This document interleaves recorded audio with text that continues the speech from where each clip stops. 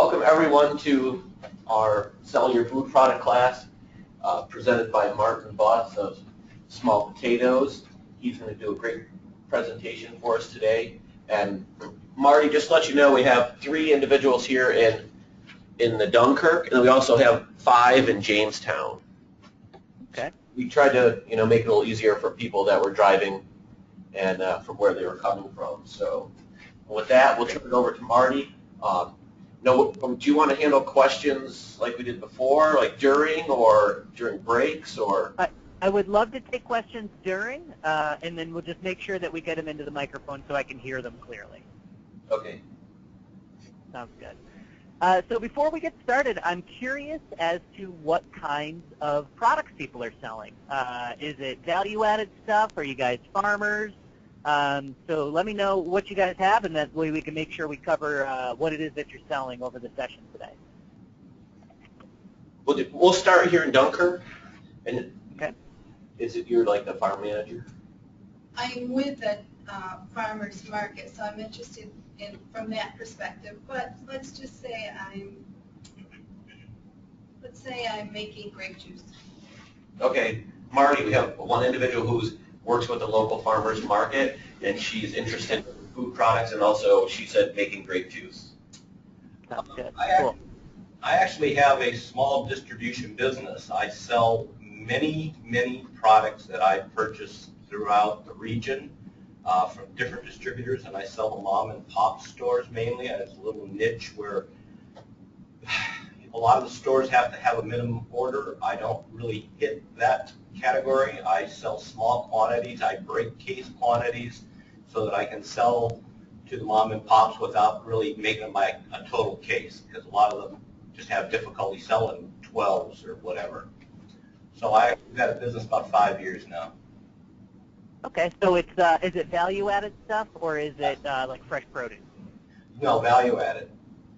Value-added, okay. All right. Over the past year, I built a food processing facility, a 20C food processing facility to produce some sprouts.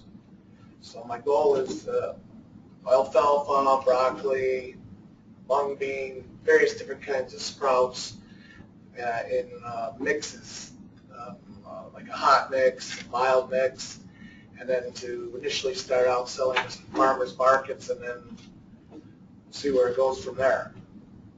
Cool. I got approval last week from the state for the HISIT plant. Congrats. Great. And then. And how about in Jamestown? Do you guys want to punch into the box?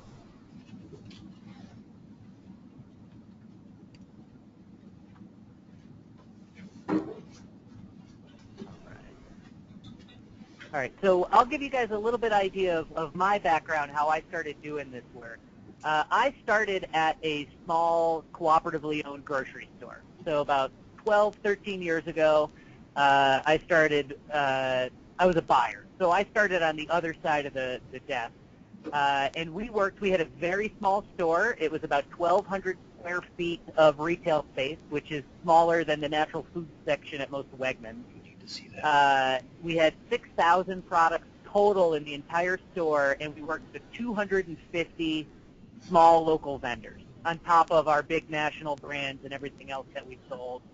And so after about 7 years of doing that, I kind of got burned out on it. Grocery stores are tough.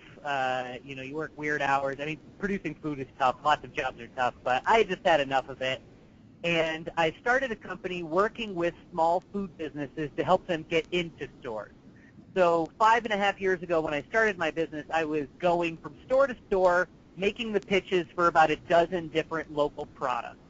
And then so over the last 5.5 years of doing that, I've kind of seen how the market's grown, how people have broken into the marketplace, what works, what doesn't work. So we're going to cover a bunch of stuff today that some of it is based on my own personal experience as a seller, and some of it is also based on my experience as a buyer, and hopefully I can help you guys not make the same mistakes that I did when I got started out at doing it. And so I'm looking at the JC, or from Jamesville, it looks like we've got some soap, caramel corn, cookies and rum balls. So it looks like there's some baked goods, there's dry goods, there's produce.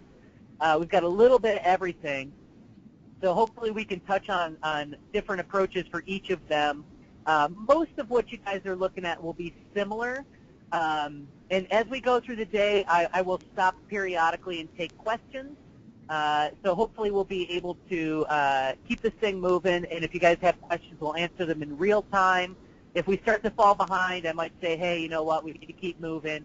But I usually stick around after the session's over. So if you guys need, excuse me, a little extra time, I'll make sure that all your questions get answered, hopefully in real time. If not, we'll take a little extra time after to make sure those get answered. And I'm also quick to say if I don't know the answer, I will tell you as much. I'm not sure. I'll find out, and I will get it back to you afterwards. All right. So there's going to be some links in the PowerPoint that I'm doing, and I'm not going to follow the links through, but I will email the presentation to everybody afterwards so that you can actually follow the links and look at the different things that I'm talking about. Usually anything that I've got a link is like an example to show you a little bit in more detail what it is I'm talking about, but we shouldn't have to worry about getting it in. We won't have to follow those through right now, but you can do that at your leisure later. And it looks like we've also got some soup mixes and some meats. All right. We're doing a little bit of everything today. Great. So we'll skip right past that. So first of all, we want to take a look at what the small food marketplace looks like. And it is actually much bigger than most people think. It's actually a $90 billion a year industry, and these are for small-scale food products. I'm not talking about any of the big corporate foods. $90 billion a year, and that number is going up. It's increasing in large margins, a lot faster than the rest of the food industry is going. People are very into the idea of small foods right now, not just local, but small production values. And so people are coming around to the idea of small food, and it is a very big deal in the marketplace right now. And a lot of folks are accomplishing selling food in the market by building good relationships. So consumers are looking for an experience with their food. They're going to the farmer's market in part to buy food that they love, but also to connect with the people that are producing it. So we're going to talk about some tips on how to do that and some approaches to do that as well. So I mostly focus on what I call kind of an alternative marketplace, but we're going to get started with the traditional places that people are selling food. So the traditional retail outlets are still grocery chains. They are the main grocery store in most communities. Natural, specialty, gourmet, and locavore stores. The locavore ones are a little new, but natural and gourmet shops have been around forever. And then we're also going to touch on restaurants briefly as well for the folks that are interested in doing that. So there's advantages and disadvantages to each of the places that we're going to look at. And so the grocery chains, which in this case I would consider a Wegmans, Tops, Albertsons, whatever the case may be in your community. I'm guessing you guys probably have Tops and Wegmans where you are. One of the advantages to selling to those big chains is oftentimes you can make a single delivery to a single order and then them ship it to the separate stores. That's not the case with all of them. Some of them will make you deliver to each individual store, but as you grow, you may be able to sell one order to fill 10, 15, 20 different shops. Also, if you're looking to grow your business by getting investors and by getting loans, working with big retailers really kind of rings out to them. It adds a little bit of like trust to your brand that these big companies are taking an interest in what you're doing. Personally, I don't work with grocery chain stores. So I've worked with selling probably 60 different products over the past 5 years, and we've never had a positive experience working through the chain stores. So that's not to say that they're not out there, but for most small brands, the way the grocery store chains go about their business can be a little prohibitive. So when I say here that many of them have prohibitive or punitive policies towards vendors, I'll give you an example. I was giving this workshop at a conference, and one of the other presenters was a big grocery chain. And they were there presenting because, by their own account, they had the best buy local program of any grocery store they knew of. And so they were going through their presentation, and they were talking about how hard they work to work with local producers. And they kind of casually mentioned that they had a penalty where if they had any kind of a mistake in doing business with you, say your UPC code didn't work, they went to scan your product at the register and it didn't scan, they would charge you $100 for every instance of that. And then they kind of moved on, and I quickly said, hey, I've got a question. I'm not sure I understood what it was that you were saying there. If I brought in a product that maybe I bumped my printer while I was printing UPCs and I got 12 bad UPC codes, would you charge me $1,200? And they said, yes, that is the way they go about their business. So for a small company, a $1,200 charge, and I asked them to clarify, I said, would you ever just call me and let me know? Hey, this thing didn't work. Can you come and fix it for us? And he kind of chuckled and said, oh, no. We just add it back on the invoice we send you.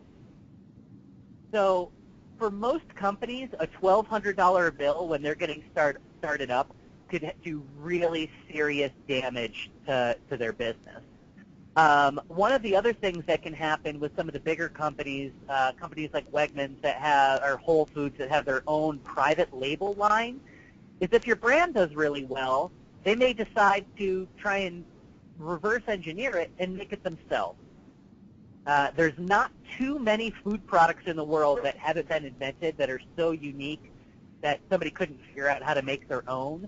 And they have economies of scale where they're going to be able to make it cheaper. So you do run a risk of, if you send a product to these companies of them, if it's being successful, and then them essentially undercutting you and making their own version of it. And then one of the other things is they can often be inflexible. If your delivery doesn't come in through the window that they've set for you, sometimes they won't take it, or they will charge you a fee or something like that. In general, I have found big grocery chains just to be too difficult to work with and honestly not worth the trouble. Now, I do come from specialty food stores, so I've come from small stores. I've worked through selling and through the consulting I do, with about 200 small specialty stores around the country. Now, one of the first things I want to say is through doing demos and going into stores and selling products, I can say with experience and from talking to other vendors that often you will get bigger sales out of a smaller store. And I know it might seem counterintuitive, but what happens is those small stores will actually work harder to sell your product. So they actually have a better connection with with the customers. So we talk about customers wanting to have a relationship with their food. They're getting that in the specialty food stores in a way that they're not in some of the big chain stores. So the smaller stores are typically a better way to break into the marketplace than the bigger ones. Now, you do have to manage every single account one at a time. If you get 20 Wegmans, they may place one order. If you get 20 specialty stores, you might have to fill 20 orders. So each individual store you're going to have to manage one-on-one. And they may have different policies. They may have different delivery days. They may have different payment terms. So it can be a little more complicated to manage all of those accounts, but it's going to provide you a better connection to the customers, a better connection to the community. And truthfully, most of them are leading the way in the buy local movement, in the eat local movement, in their communities. So where grocery stores may be coming back to it, I just moved to Florida a couple of months ago, and I see this in every grocery store I go to down here. They have these giant signs that says, we buy from local farms. And then I'll walk through the entire produce section and never find a single piece of fruit or vegetable that is grown locally. So the big stores often aren't walking the walk the way that the little stores are, and the little stores have been doing it forever. It's part of who they are. They understand being a small independent business. They're going to be a little more forgiving if you make mistakes. So if you call up and say, hey, we can't get that delivery today because we had a production issue, I can get it to you tomorrow, they're usually not going to bat an eyelash at it. And then most importantly of all of that is this last one, is the more sales per square foot. They simply sell more products for their space than big stores do. So I'm interested to know, there was a fellow who said he does some distribution, if he wouldn't mind sharing maybe 2 or 3 stores that he really likes working with, that he thinks do good business with small local vendors. Okay, my name is Frank, and um, as you've already said, and I concur 100%, every store is different. And the mom and pop stores do have specific needs, and every one of them are slightly different. They have a personal relationship with their customers, as you just said, a certain way. Others are, it's just different. Some stores work very well when the owners are on hand. Other stores work better because they're good people that know how to hire good people. So I found where sometimes the store owner has to be there to be successful, and I've seen where sometimes that store owner really needs to be out of the store. He needs, and he knows how to hire people, or she knows how to hire people. So they're all, every one of them I cater differently. But I've always known that when I go into that store, I'm a guest in that store. They provide me an opportunity to put my products in, which I do not make, and it's my responsibility to front them, to take care of them, to rotate them. They know that that's the service I'm providing. So, and we're going to talk about that stuff in pretty good depth, how to tend to those accounts a little further down. But what are like 2 or 3 stores that you think do a good job that you really like working for in your area? You mean name-wise? Yes, if you don't mind sharing. I'm pretty sure nobody's going to know the names. Most of my business is done in northwestern Pennsylvania, down in Tidiute and Tynesta. The store names are like a Trading Post, B&H Country Store, Marionville Grocery. They're just very small independent stores. Yeah. And my orders vary. I mean, for me, a large order is about $250. But I hit about 30 stores sometimes a day. I'm in and I'm out. And so the store names, there's not even like 2 branches of them. They're totally independent mom and pop stores. And I think those are the kinds of places we're talking about, and I think that's a great example. The places, the accounts that I ended up getting that I thought were best were stores I never would have expected. Stores that I'd never heard of, that I got based on a recommendation. It wasn't, the tops of the Wegmans or the $30 million a year grocery store. It was the little mom and pops like that, the places that did really well for us. And so we'll dig into those a little deeper, a little further down about how to approach them and how to manage those accounts. And so we'll move on quick here. Thank you. Appreciate that. So restaurants. Now restaurants, they're not usually interested in any products that they can make themselves. So this is more for like our meat vendor, for the fella making sprouts. If you're making baked goods, restaurants often aren't that interested. Barbecue sauce, I hear from people all the time, I'm going to sell my barbecue sauce to restaurants. Typically, if they can make it, they're going to. So you're more likely to sell them ingredients like beef. I think that's a really good one. The sprouts, any kind of produce or farm product is more geared towards restaurants. One of the things to be careful with is they tend to be a little less consistent. So they have busy weeks. I mean, grocery stores have busy weeks too, but restaurants, it may be, especially if they're working with local vendors, maybe changing their menu very regularly.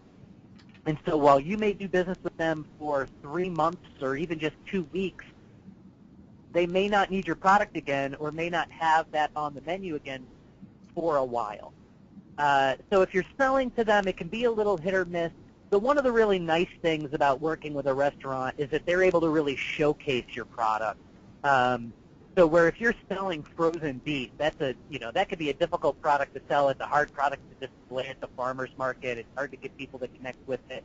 But if they go to a restaurant and a chef who has better skills than you or I puts it on a plate in a really beautiful way and they have a great experience with it, then that's going to bring a lot, people are more likely to buy from you at the farmer's market or through your CSA. So restaurants, I usually say unless you are a farmer, don't make it your first stop. It's a little further down the road. You want a warm introduction. But for some people, so like the farmers, the beef, the produce, the restaurants are going to be a really good way to go. So that's kind of a general overview. We're going to go about how to approach these different stores in a minute. I just wanted to kind of touch on what the kind of traditional marketplace has been for small food. And so now we're going to move on to the kind of newer marketplace where a lot of people are getting the launch. And it's really focused on direct-to-consumer buying. There has been a huge shift towards direct-to-consumer. Farmers and flea markets, seasonal holiday markets, trade shows, I would put in that as well. Pop-up markets, those are markets that last for a day. I'll show you an example of one that you can look at. Special events, and then of course people are selling direct-to-consumer online. So the farmers market is an extremely fast-growing part of the marketplace. The number of farmers markets has doubled in the last 5 years around the country. So there's now one farmers market roughly for every county in the country. And it's not just in the summer anymore. There's now winter farmers markets. I think there's one in Jamestown now. The downtown market, I believe, does a winter market. I could be mistaken about that. But New York State actually has more winter farmers markets than any other state in the union. And now I'm sitting down here in sunny Florida, and I know you guys have been buried underneath the snow all winter. It seems like a hard thing to believe that you have more winter farmers markets than I do, but it's true. People have really connected with the idea of farmers markets in upstate New York and all over the country, but New York has really become a hotbed for farmers markets. And there's a lot of advantages to going to the farmers market, especially when you're starting out. Now, I always say whenever I approach a client that I'm open to whatever experiences they have. It might be a little bit different for everybody, but as I've gotten to know every client I've ever had, it has been a very rare occasion where I thought somebody shouldn't launch at a farmer's market. You should, for some people, depending on how it is that you're growing your business, some people might do only farmers markets for their first 3 or 4 months in business just to get to know the products they're selling and the marketplace. And that's a really big thing, is you may not understand exactly how you need to price it or what it is that you're able to get for it. And at the farmer's market, you have a little more leeway to make mistakes. So if you went to the farmer's market and you were selling your product for $5 and you did it for 3 weeks and you're like, hey, we've been selling it really well, but we're breaking even, I'm not charging enough. And the next week you go to the farmer's market and you charge $6.50, people will, you're going to have some customers that are like, hey, you're raising the price, and you can say to them, well, we're new to the marketplace, we're trying to figure out what it takes for us to be profitable. I figured out that I had to raise the price, and people are okay with that. Whereas if you go to a grocery store and on your second or third order you raise the price 30%, they might drop you right on the spot. And this is an example that I'll mention again later, but I worked with a pork farmer, and it was honestly some of the best meat I'd ever eaten in my whole life. We were paying a pretty good premium price for it. We negotiated an order. It was going to be, we had to order 50 pounds minimum, which was kind of big for our small store. But we figured it out. We got the order. We got it on the shelf. I promoted the heck out of it, and it did really well. And 2 weeks later, I ordered another 50 pounds, and he added a $57 shipping charge, which he had not charged the first time. So essentially the price of our product went up $1 a pound. It was significant. And so then I had just spent all this time, promoting it in the store, and then I had to raise the price on my end. And so my customers were coming to me and saying, hey, what are you doing? You got us all hooked on this product. You told us how good it was. Now you've raised the price. So I had to go back to the farmer and say, listen, I need you to be consistent with your pricing. It's really important. And so he said, okay, we won't worry about the shipping charge next time. And I said, okay, if you do, though, you just need to let me know in advance. I need to be able to make arrangements. I need to price appropriately. So the third time we got an order, he didn't charge us for shipping, but he raised the price of the pork $2.50 a pound.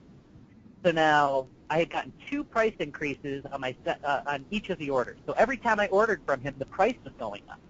And even though I loved the product, And our customers loved the product. I was getting so much bad feedback from customers about having to raise the price and raise the price. I ended up having to drop him as a vendor, even though we loved the product. So when it gets to the retail marketplace, he was in and out of our store in 6 weeks.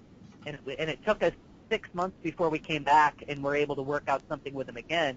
Whereas at the farmer's market, you can make those mistakes. You could change the price 2 or 3 times, and it's not going to cause you to lose accounts. It's a really good learning process. I tell people the farmer's market is like a business incubator for small food producers. So everybody more than likely should be launching through the farmer's market. One of the other great things is if you sell it direct to the consumer, you can charge full retail price and make that money. So I think one mistake that a lot of startup producers make is they say, hey, you know, when I go to the farmer's market, I can charge a little bit less. And then, you know, I could sell more of it because I've cut out the distributor, I've cut out the grocery store, there's none of this extra cost. If you plan on also selling it wholesale through retailers, you're going to shoot yourself in the foot if you are not charging full retail at the farmer's market. You want to get the same amount of money that the stores are getting, so that you're actually earning a better margin on it, and customers are seeing what the real value of your product is. That's really important. Is you don't want them to pay $6 from you and $10 at the grocery store. So if the grocery store can get 10, get closer to that 10, as close as you can get. So it is a cash business, and of course you should always, you know, pay all your taxes on every income that you get. But you know, getting cash on a weekly basis for a product you're making can be very, very helpful. You don't have to worry about payment going out 30 days, 60 days, whatever it may be. So farmers markets, in our next month's webinar is all about running a great farmers market. So we're not going to go down too deep into it, other than to say I think it's the most important marketplace for the launch of startup businesses. The one other thing that I will say, and well, I guess I'll tell you a little story. I worked with a number of companies that were trying to break into New York City. I was based in Syracuse at the time, and we've been trying to sell to grocery stores and small stores in Brooklyn, Manhattan, Queens. And the first time that I went and pitched stores, I made a list of 100 stores, and I went for 5 days. I stayed with friends.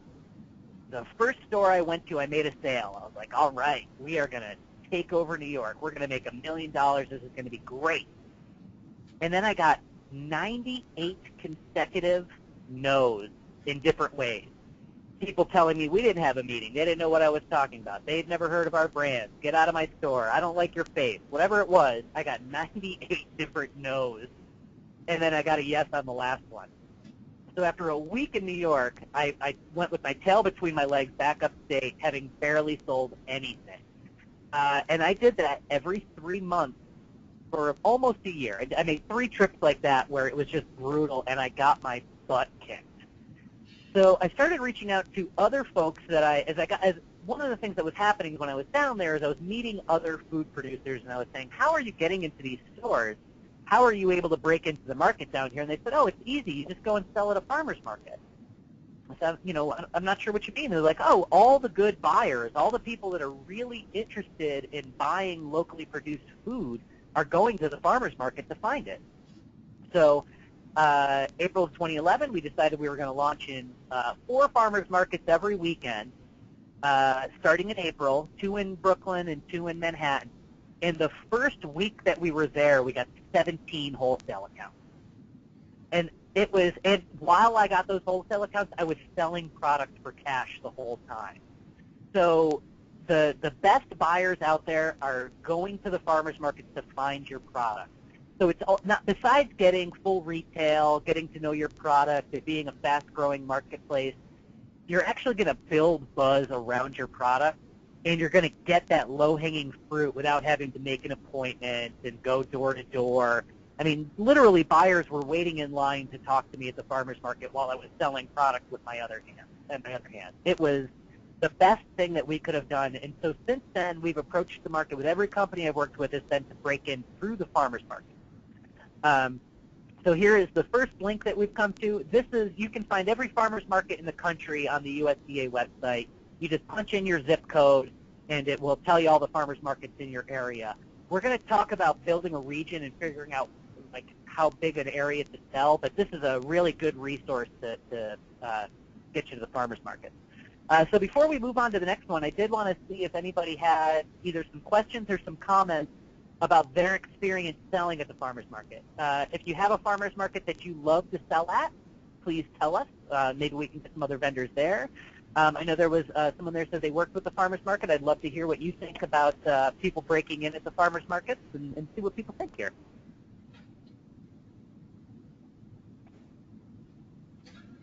I got kind of a question as far as what you were talking about pricing, initial pricing. When I go to the farmer's market, I don't have all my fixed costs right now figured out because there's a lot of sanitation and there's a lot of variables involved in growing sprouts because of the different, regulations by the state. So my thought was I'm going to have a temporary price, maybe a little bit higher than it might end up being, but something that up front I could say this is a temporary price as we're breaking in, and then say like a month later or so, once we have things more figured out, as far as like the quantity of sprouts they have to grow in order to cover costs. Then we can lower. So I think what I have a little trouble here, so I just want to make sure that I caught what you said. So you're thinking when you go to the market, you're going to launch at a higher price than you'll need to get later to recoup some of the initial costs and regulations that it took to launch. Is that right? Something like that. Just a temporary price that when they see the product, they're going to know that this is not the end price. It's the initial entry price. Well, I would say is don't tell anybody. You put the price at whatever. So if you need it to be $6 and you know later it's going to be $5, whatever it might be, just tell people it's $6. And if it sells really well, it doesn't need to be a temporary price. That could be your permanent price. And sometimes you can get more for a product than you think you can. And this sounds crazy. I'm almost embarrassed to say it, but when I was going to New York, I was selling an organic handmade pasta, and we sold it for $10 a pound. I eat Barilla. I pay 99 cents for a box of pasta. I was going to New York City. We were selling pasta for $10 a pound, and the first week I was there, I was so sheepish. I was like, oh, my goodness, I'm going to get laughed out of this place. And we killed it. We sold so much. I couldn't believe how much we sold, and we never ended up having to lower our price. So sometimes going to the farmer's market, they expect to pay a little premium because they're buying from small producers, they're buying from startups. So don't be shy about it. If you need to get a little bit more because that's what it costs for you to get started, get it. Ask for it. If it turns out the price isn't working, you can change that price later, but don't ever tell anybody it's temporary and the price is going down. Tell them this is the price, this is what it's worth, this is what my work is worth, and then go from there. So if you end up having to lower the price later, absolutely do it. Be flexible. That's why the farmers markets are good. But you might find out that that temporary price ends up working for you, and it could be your permanent price. And also, if you have a higher retail price, it gives you a little more wiggle room on your wholesale pricing later. So when you sell to stores and they want to buy 10 pounds, you can say, okay, well, I can give you a better deal on 10 pounds because my retail price is so good. So I wouldn't, don't think of it as a temporary price. Think of it as your permanent price, and then just be flexible later and just tell people that's what it is, that's what it's worth, that's what my time costs, and that's it. I do have a question relevant to pricing. Is there a general formula when you're looking at pricing for retail and then local sales, or I guess you call it wholesale, and then there's another leap in wholesale where you're selling to the big grocery stores? Many years ago, I had gotten into a business they were grapevine wreaths. And not knowing what I was doing, I found that there was I could increase or double my price. So a retail price is maybe $8. If I sold to a local florist, it was half of that. And if I sold to a big retail store, it was again half that price. Is there any general formula in the food industry? It's different. So the question was, is there like a one-size-fits-all for different pricing strategies, retail, wholesale, and then big like pallet buying, or the big wholesale? It depends on the category mostly. So dry goods aren't going to have as big a markup in a grocery store as stuff that they know they're going to lose some of. So produce, if you're selling produce to a grocery store, they're going to double the price. If you sell it to them for 50 cents, they sell it for $1. If it's a dry good, they might go from 50 cents to 90 cents. You know, it's somewhere between 30 and 70% for a margin, depending on the category. So there isn't a one-size-fits-all. I tell people, you know, one of the reasons I don't like working with the big grocery stores is because they really want to drill you down to that end price, like the bottom line. And I just don't believe in going any deeper than wholesale for most accounts. I think the marketplace is large enough if you focus on the independent stores that you don't have to necessarily go down to a lower price. So I worked in natural foods mostly. So Whole Foods was on everybody's mind. We all want to sell to Whole Foods.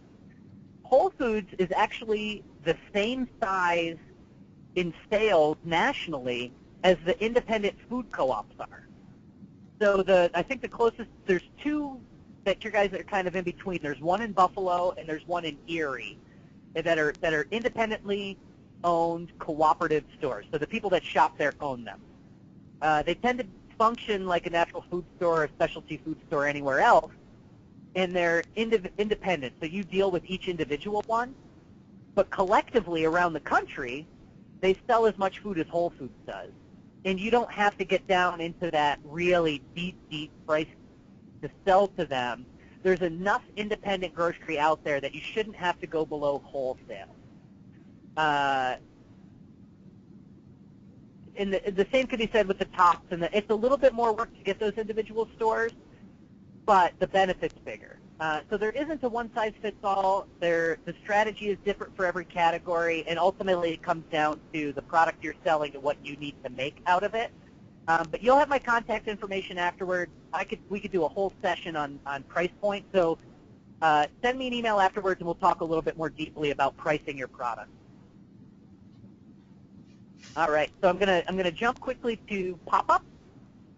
So pop-up is kind of a catch-all term for a temporary marketplace. So a really traditional one that you guys are probably familiar with, that they didn't used to call them pop-up markets, but are holiday markets. It might be a church market or a community center market, a craft market, something like that. Every community has them. But there's also a new movement for so the example I have here is the Funky Flea in Syracuse. It's a 1-day or 2-day a year market where they might sell craft goods, you know, people making scarves, selling vintage clothing, but they also mix in a lot of food products. So the Funky Flea is an example of one to take a look at. I don't know of any specifically in your area, but it's also a really good opportunity for you to build your own marketplace. And they are happening all over the country. So the market that we were doing in Brooklyn when we first got started there was called the Brooklyn Flea, and it was a pop-up market. It started out that way, and it ended up being a permanent market. The other version of pop-up that people are doing is where they actually have a storefront for a day. So for this one, it's going to be a little more complicated. You know, it may or may not work in your community. But it's something to take a look at. And a really great example of that is a company called Baked by Melissa. Now, they have built their whole brand around pop-up stores because they're in Manhattan. They're able to do things a little bit differently, but they would move every week to a different storefront. And every week it was like an adventure for people to go and find these pop-up markets. People really like the idea of secret stuff or being in the know, or the stuff that's cool. And so pop-up markets are kind of filling that in. And again, it may not be the perfect fit for you guys, but it's something that you should know about and something you should keep a lookout for. The holiday markets are probably the first one that you'll be looking at. And then possibly something like the Funky Flea is something to keep a lookout for too. I know that they have done markets like that in Buffalo. So again, we'll get into defining your marketplace, how far you want to go in a couple minutes here. So not all of you are going to be able to sell online because of what your product is. It may not make sense for you to sell beef over the internet, but you should obviously have some presence on there. So these are examples. These are not necessarily the end-all, be-all. Easy-to-build web stores. That's an important piece. If you have something that's shelf-stable, if you're a distributor and you have a lot of products, this might make sense for you. This is to sell directly to consumers. This isn't, this might be a small fraction of your business, but one of the things that people visit farmers markets when they come to town. So you want to be able to capture kind of tourist traffic or people that have moved out of town.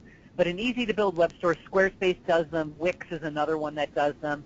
But essentially just having, it used to be that it was very complicated to build a web store. You had to have somebody working a lot of the back end. And now they do it so it's drag and drop. You take images of your product, you drop it in there. It doesn't need to be anything. Can you see the slide now, Jamesville?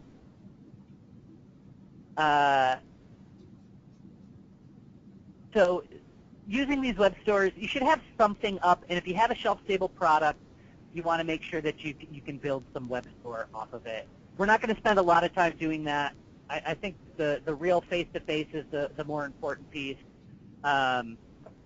Another great way to sell online. Okay, hold on just a second. I'm getting some notes here from Jamesville that can't see the slide. So, Marty, they were wondering if you had you moved off the first slide. Where I moved off the. Yeah, where it says breaking in and breaking out in the new food economy. That's the slide you guys are on? Yeah, that's the slide we're on. Here. Is that the slide you've been on the whole time? Correct. Oh, I've been running a slideshow this whole way. Well, you guys have it there? kind of worked out. But, yeah. You've got it? Oh, sorry about that, guys. You will get the presentation to download and take a look. There isn't any, all my slides look like this one does. They're very simple, and they're just repeating what it is that I've been saying. So I'm so sorry about that. I had no idea. So now you guys are looking at one that says the internet? No. No.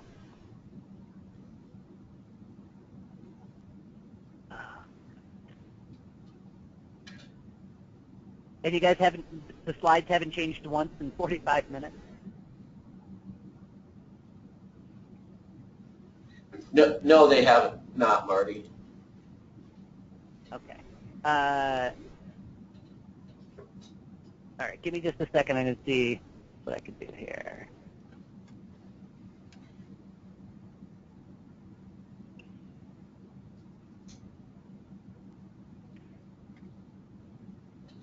I mean, they haven't changed, but, I mean, you've done a great job of explaining things so far. So if it's all right with you guys, I don't want to, spend too much time trying to fix it. So if it's all right by you, I'm just going to keep plowing along, and then you guys will have the slideshow to take a look at. I'm going to keep tinkering with it while I'm talking. So there are, when you get it, there's going to be some links. So the first link is for easy-to-build websites is called Squarespace. There's a million commercials out there. You may have seen them. Wix is W-I-X is another one that does web stores. I use Square as opposed to Squarespace, which is a little bit different. And the reason I use Square is because I can use Square with my smartphone at the farmer's market. So I'm able to take credit card payment at farmer's markets using Square, and then I have a web store that's built for selling T-shirts and whatever else. So Square, Squarespace, and Wix are three to take a look at. Another one are basket websites. So people put together products from around their region or products that they think are like-minded, and then they sell them. So on these websites, you're not actually running the website. You just try to get listed to become part of their basket. An example is Yours Truly Giftery, yours truly Giftery, .com, and then there's one out of Syracuse. They're all over the place. And there's regional ones all over the state of New York. Wherever you're located, there are regional, these basket companies. Taste of New York is another one. And so you're able to actually get posted online through somebody else's platform. They're going to treat it like, you're going to treat it like a wholesale account, typically. It depends on how they do business. Just like the mom and pop stores, they're all going to do it a little bit differently. And so some of them may say, we need you to ship the product. Other ones may say, you send us a case, we'll make baskets, and you know, we'll ship the product to the customer. So it'll be different for everybody.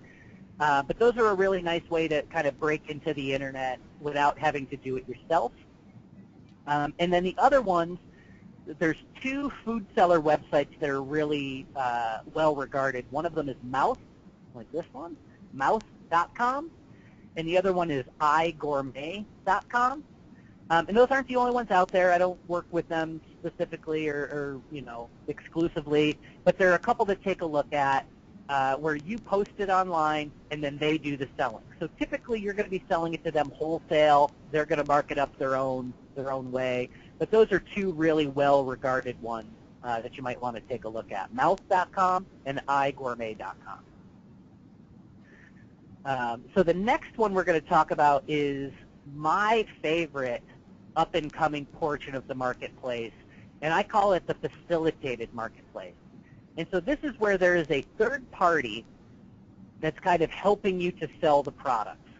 I know we've got a couple of folks that are growing food out there. The first one that we're going to talk about is called community-supported agriculture. Now this is it's shortened to CSA. So CSA programs are where in advance of a growing season, a consumer will buy a share of a farmer's harvest. So, you know, it depends on the region and the program, but there's somewhere between $350 to $600 for a share. So you give it's typically farmers that grow a diversity of foods. So they will, you know, tomatoes and squash and lettuce and whatever else it may be. And I give them the money up front. In April and May, I get a couple of things, and the boxes are really small. So what they'll do is once a week, they drop off a box of whatever it was they had in season at a pickup location. So I do a different CSA program every year. The last one that I did, they would drop off to my local coffee shop.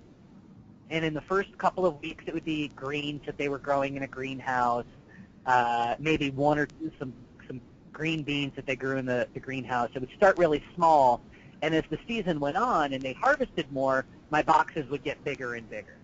So I would get a share of the harvest. It's like investing in a farm, and then the dividends that you get paid back are fruits and vegetables. So to give us some sense of scope, I was saying how many farmers markets there are, how quickly they're growing.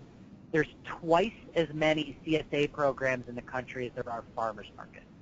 Twice as many. So they are growing very fast, and they are in every community around the country. So because they're growing so fast, they are starting to compete with each other. And so in order to compete with each other, or in order to compete, they're starting to do what they call add-ons. And an add-on is usually some other kind of product, coffee, bread, pasta, salsa, anything that people might use in their kitchen in their home regularly. Once, you know, something you might buy once a week, once every other week. So this can be a marketplace where you're able to sell your product. Meat is a great add-on. Some meat producers are doing CSAs of just meat. I love meat CSAs. For a consumer, you don't always get to pick what it is that you're getting, but that's kind of the fun in it. As you start getting stuff maybe you wouldn't otherwise use, you know, maybe cuts of meat you wouldn't use or vegetables you're not familiar with. But again, because there's so many CSAs, a lot of them are offering add-ons.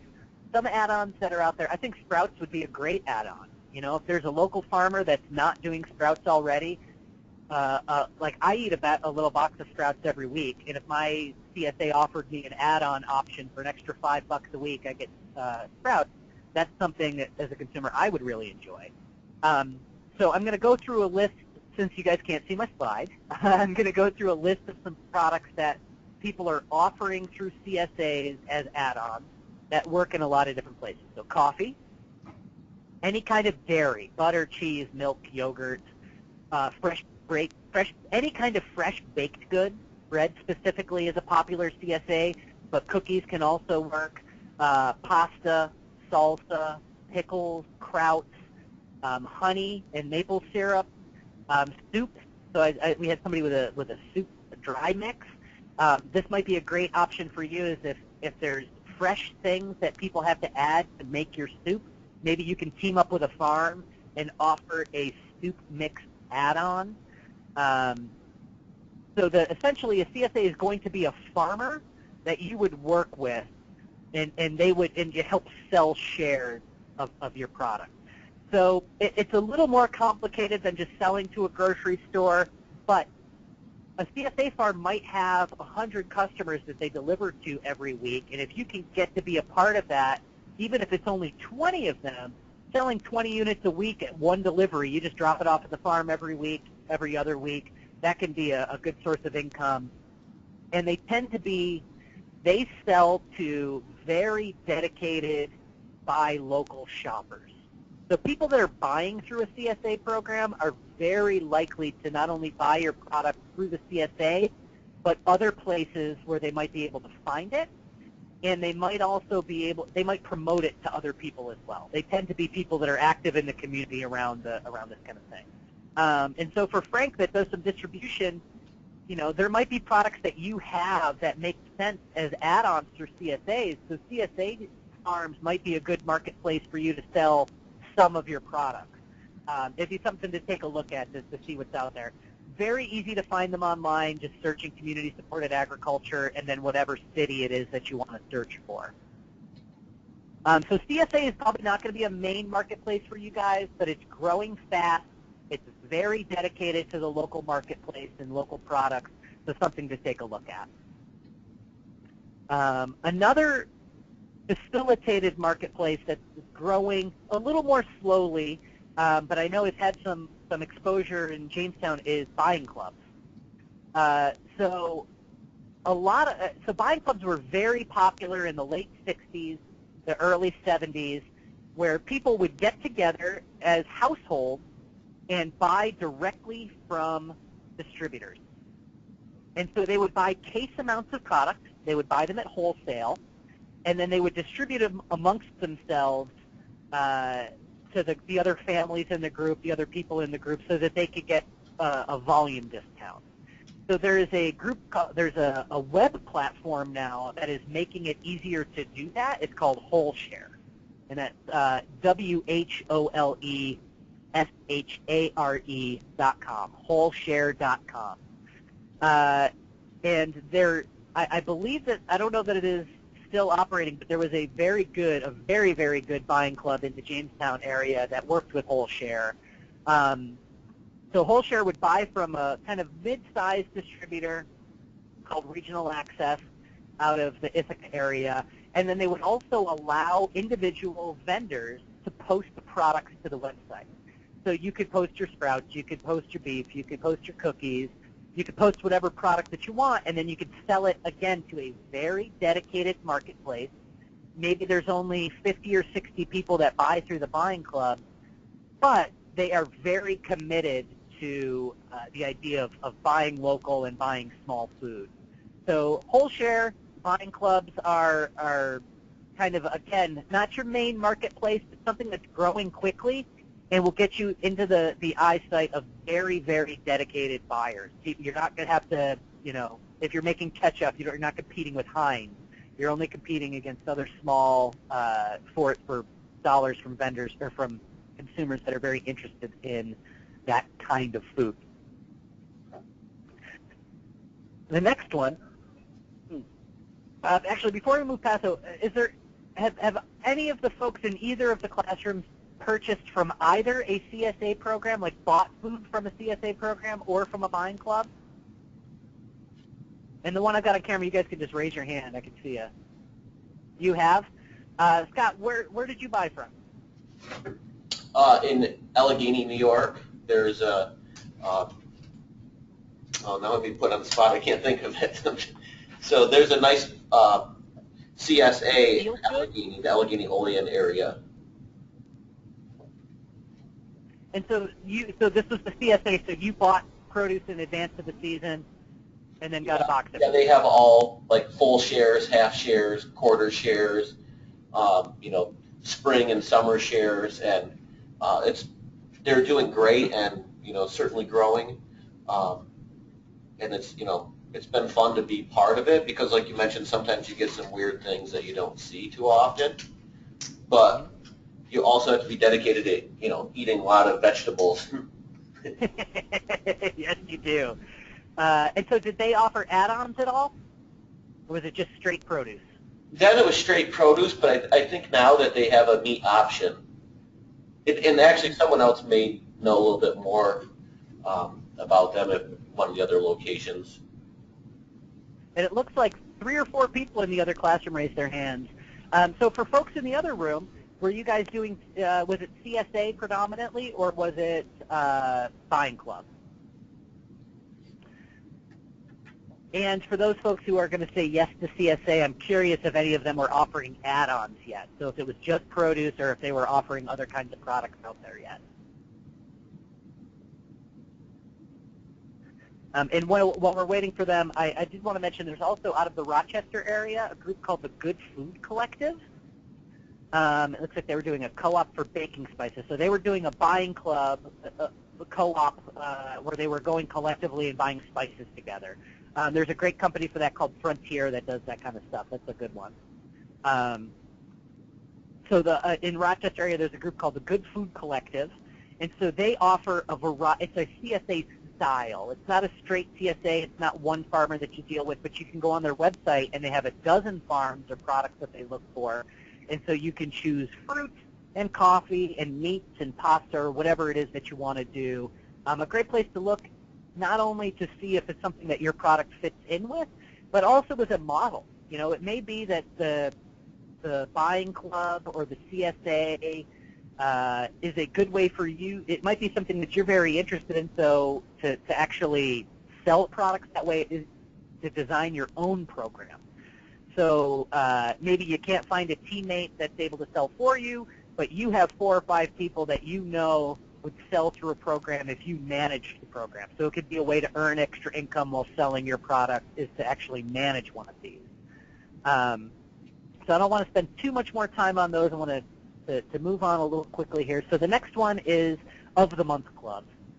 These are, again, gaining popularity, and on the slide that you'll see when I send it to you, there's an article that talks about kind of the new wave of the month clubs. My favorite one is called Pig of the Month, and they do barbecue. And every month they send you ribs, they might send you sauces, and they make everything in-house. So in Of the Month Club, if you have a very wide variety of products, you might start your own Of the Month Club. It's a Cookie of the Month Club. It could be the Juice of the Month Club. It could, whatever it is, if you have 12 products, you can get people to, again, buy in advance and then deliver once to one place. Or it might be that you ship it every time or whatever it is. Of the Month Club can be a really great way if you have the product base to do it. So not for everybody, but it is growing quickly. People are very interested in them, so it's something to keep a lookout. And if you want to see a really good one in action, check out Pig of the Month. They do very well. And that's pretty much their main business is just the Of the Month. They started getting into wholesale a little bit, but they launched through just Of the Month. So the next one we're going to do is institutional buyers and corporate buyers. So some of these might not, again, everybody's got a little bit different thing that they're doing. Institutional buyers are places like schools, colleges, hospitals, and senior centers. So again, you have to have the right product to fit, kind of like with restaurants. Restaurants don't necessarily need some things. Schools and hospitals may not need some other things. But there is a movement all over the country to get these places to buy more locally produced foods it doesn't hurt to reach out to them if you have a product that you think would work, to see where they're at, to see if they're having some dialogue. Some places might, what I had happen more often than not was say, you know, we don't do it, but we're curious about it. What can you tell us about working with a small company? And so we started dialogue with them, and sometimes it took a year or 2 years to get them even interested in buying it. So these might be a little further down the road.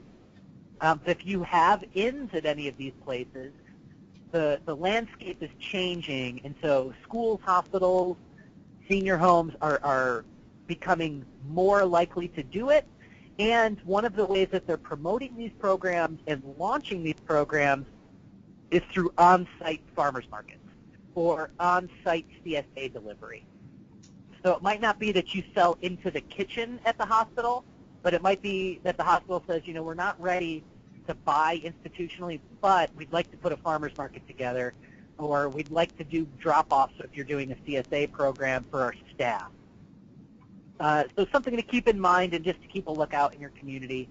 The other one that I think some of you guys might really like and something I've seen people have great success with is selling to places that sell big-ticket items, car dealerships, realtors, appliance stores. So I think that they're actually not too far from you, but there was a woman that was, do you guys know, oh, I can't remember, the guy who's like huge, and he sells the cars, and he says huge all the time. He's actually in Florida, so I moved from upstate New York, and I can't get away from those commercials. They are stuck in my head all the time. But something that they've done a pretty good job with in different communities where there was a woman who made pies. She reached out to them. So every time somebody bought a car, they got a fresh baked pie with it. And so she'd sell the pies at full retail, $25, $30, whatever it was. The dealership, it didn't make much difference to them. $30 on a $30,000 car is a drop in the bucket.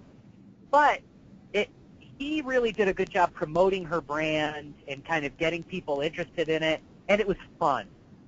And so that might be some place that you can have a really dedicated marketplace that only the people taking this workshop will think of. Car dealers, realtors. If you have a variety of products, again, Frank, you distribute products, you might want to put together gift baskets where a realtor sells the house, the people move in, and they've got a gift basket of your items waiting for them. Appliance stores, that's another one, refrigerators and televisions, those big-ticket items. The locally owned stores are trying to find ways to differentiate themselves, and this is a way that some of them are doing it. And pretty much any group that does like a corporate buying program. So a university does that sometimes in-house where they give gifts to speakers, corporate gifts where, I always think of television shows where they gave away football tickets to every client they had. In your case, maybe it's plates of cookies. We're talking about smaller businesses. But holiday season, you might want to have a whole sell sheet and a marketing plan towards trying to get people to give your items as gifts. So that's something to keep in mind as well. So I'm wondering if anybody that's out there has any experience selling through either institutions, the schools, the hospitals, the senior homes, or through corporate buyers, realtors, businesses that give gifts, anything like that. Anybody? Not in that classroom? And the other one, you guys let me know. You type it in there if anybody raised their hand for that.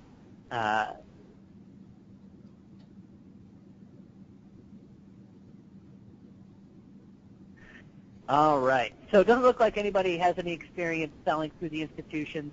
That's okay. So you guys will be the first ones doing it.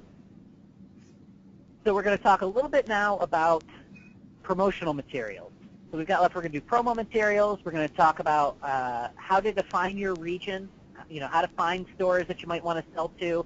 And then the last part we're going to talk about is actually making the sale. So before we get to that, we're going to talk about your promo pack.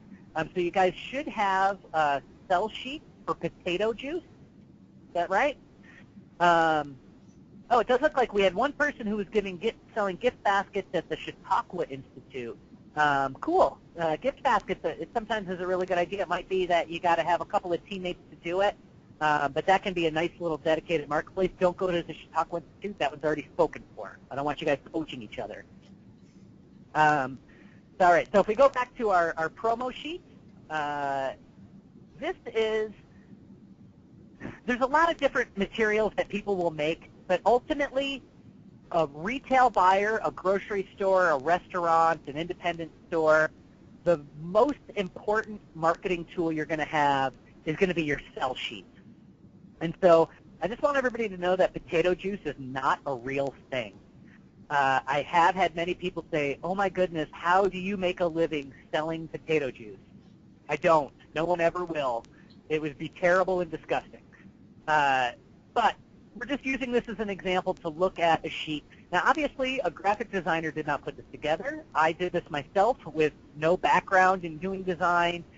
And ultimately, I've had a lot of people use this same template, and it's good enough. It doesn't have to be beautiful. You don't have to have gorgeous artwork. It needs to be functional.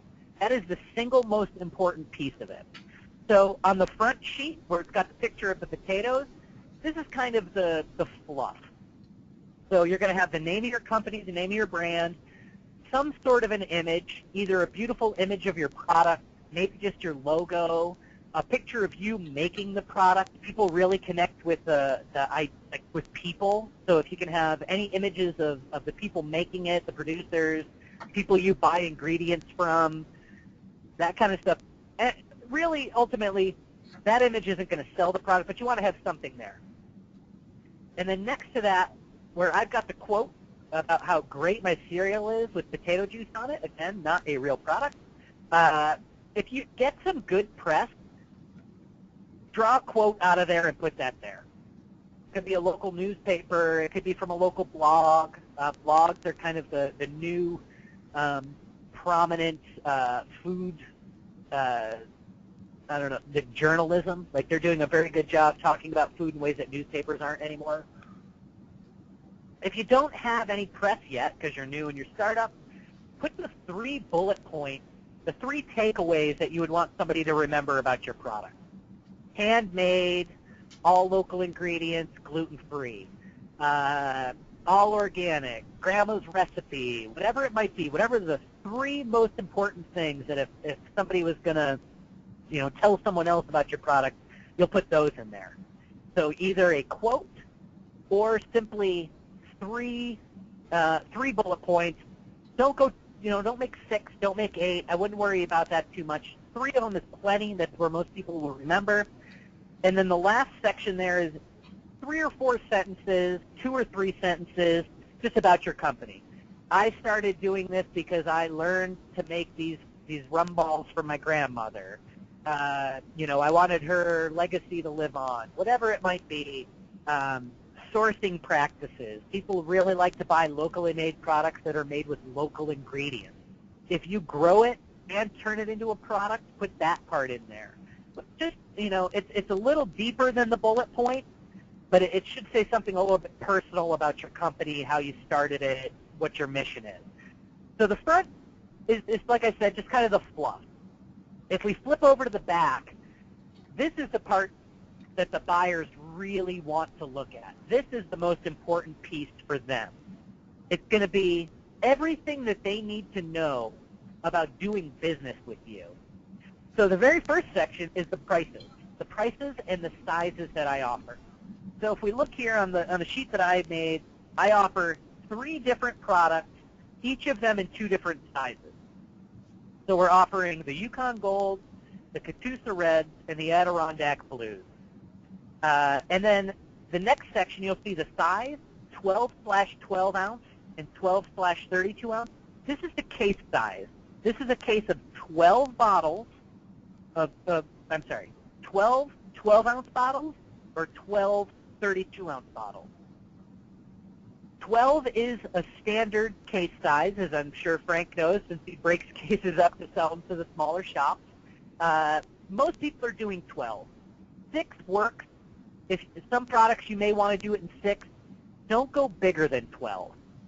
I have a company that sells a case of 24, and it's been a stumbling block. We've had places tell us they simply don't want to buy 24 pieces at a time, and most companies are really committed to selling full cases. If it's easier to do business. Again, sorry to keep pointing to you, Frank. I'm sure you know it's easier to sell a full case without having to break it open and bust it out.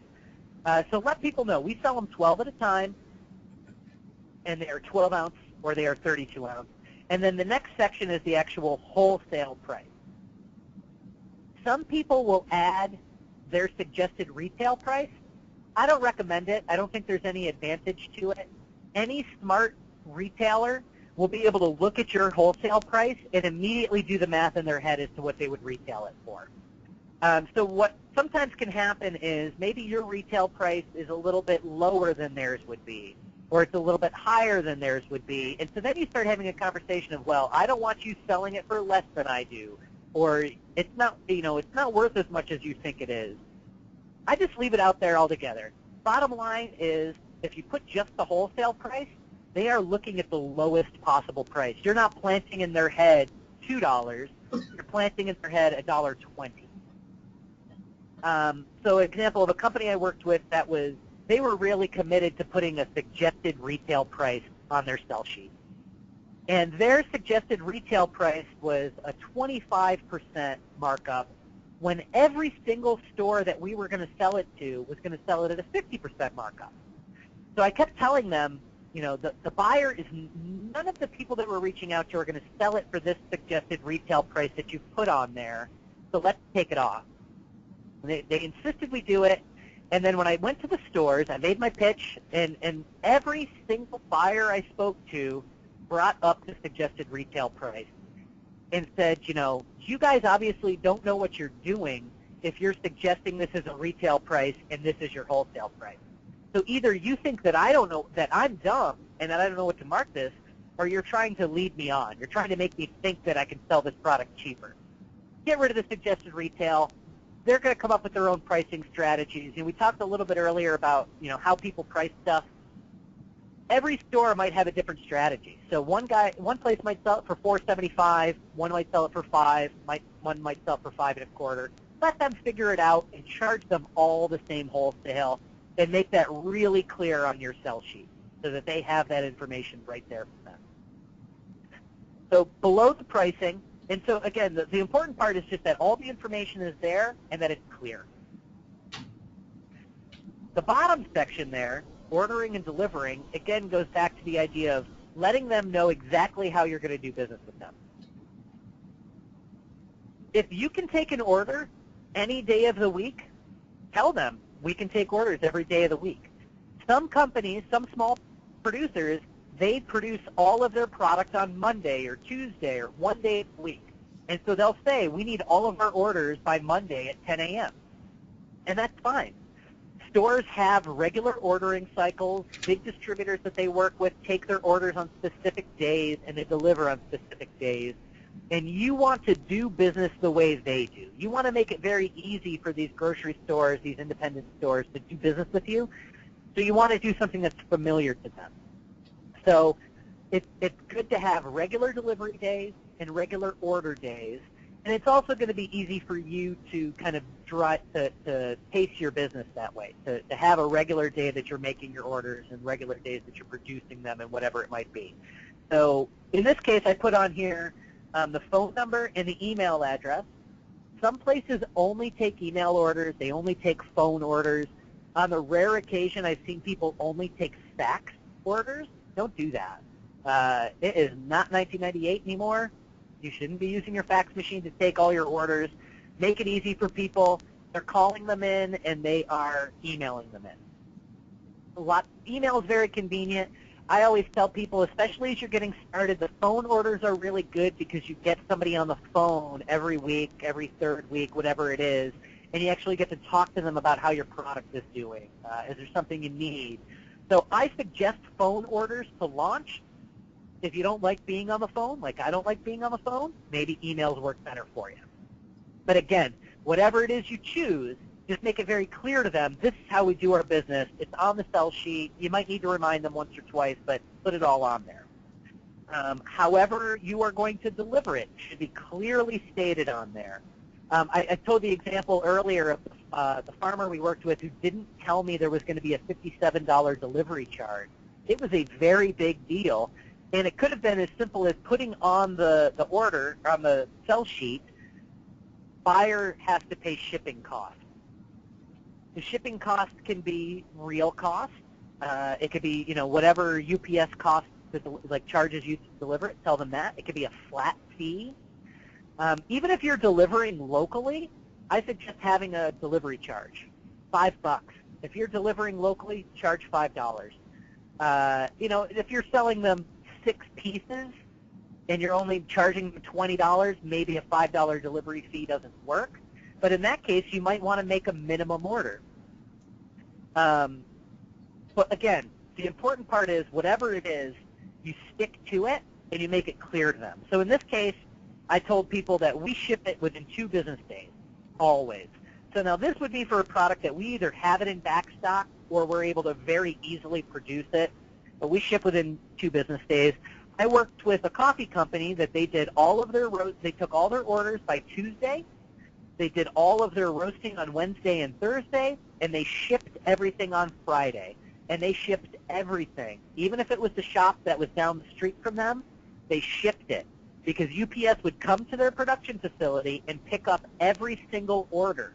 So it was much easier for them to actually get it down the street because they didn't have to make a run down there. And then you bump into somebody you know, and maybe it takes you an hour in the store.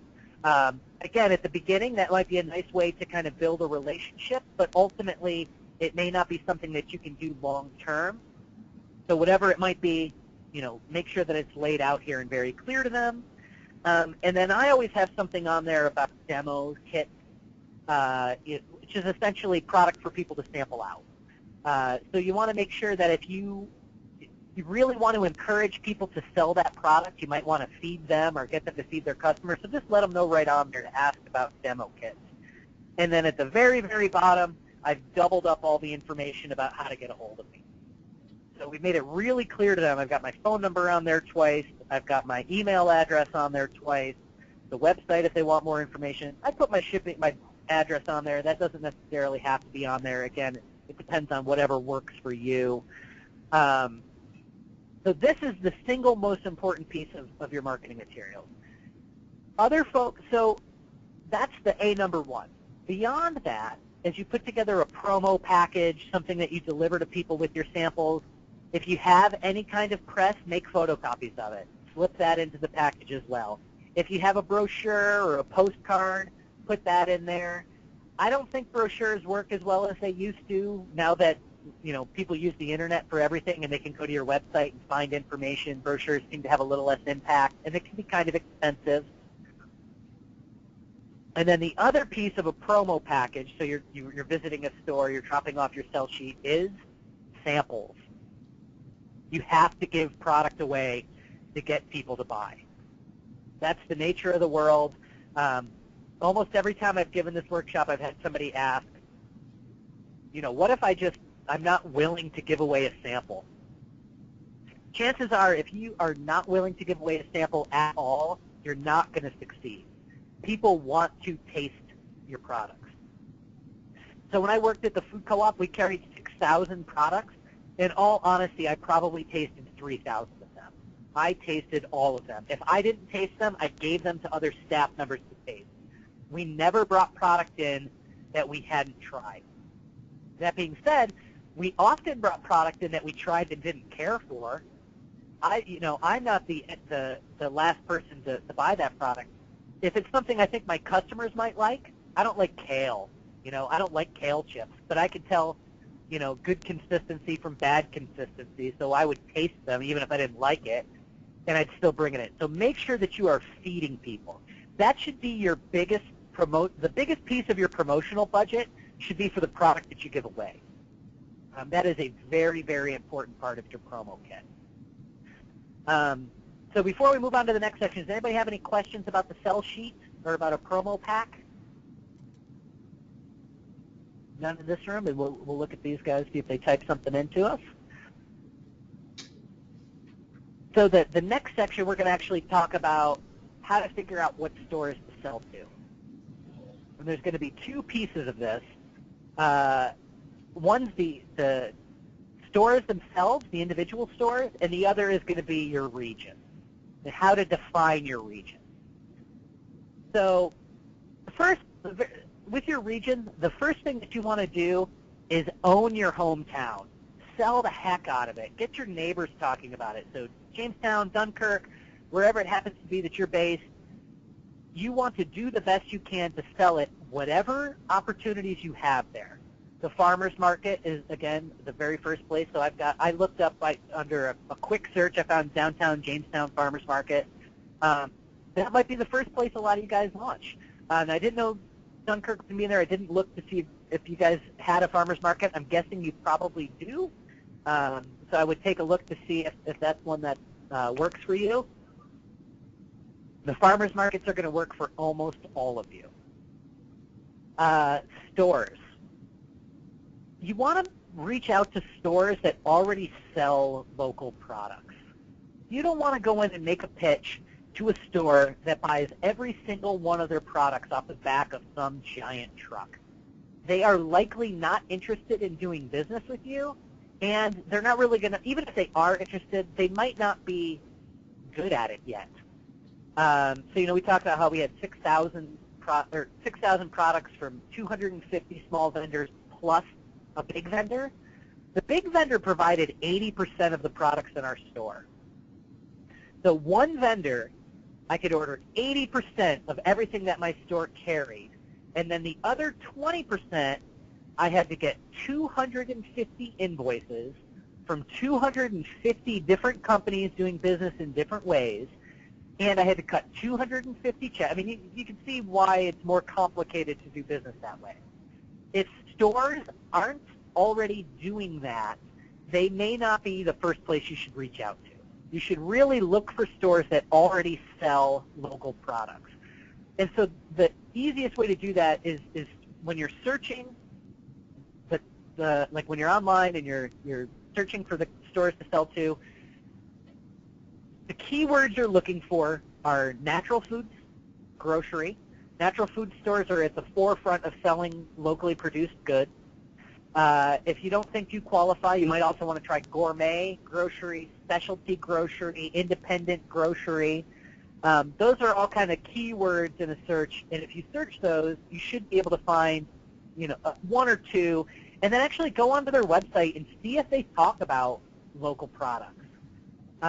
Again, not everybody is walking the walk. They may say that they're doing it. There was a store that I reached out to in Brooklyn, and all over their website, they said that they were the place to buy local food, and nobody worked harder than them to buy locally produced food.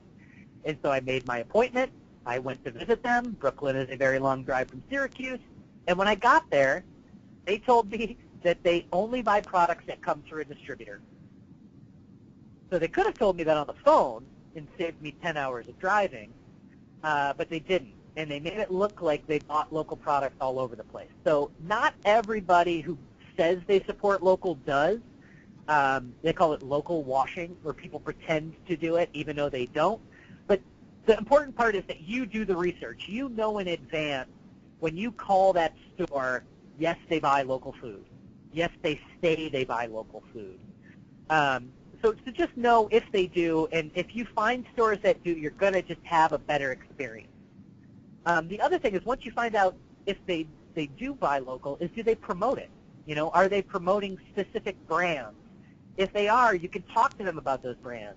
What do you like about it? What are some of the advantages that you find to buying locally produced beef, whatever it might be. Another thing that you can find on the website is the name of the buyer that you need to talk to. So that is very important. You don't want to just show up in a store and have no idea who to talk to. You want to find out in advance, and a lot of them will list them under the department with the name of the buyer. So if you're selling cookies, you're going to be looking for the head of the bakery department. If you're selling meat, it's either going to be meat or it's going to be frozen. It might be the frozen buyer that's buying meat. The grocery buyer is kind of a catch-all usually, and they'll do any of the dried goods.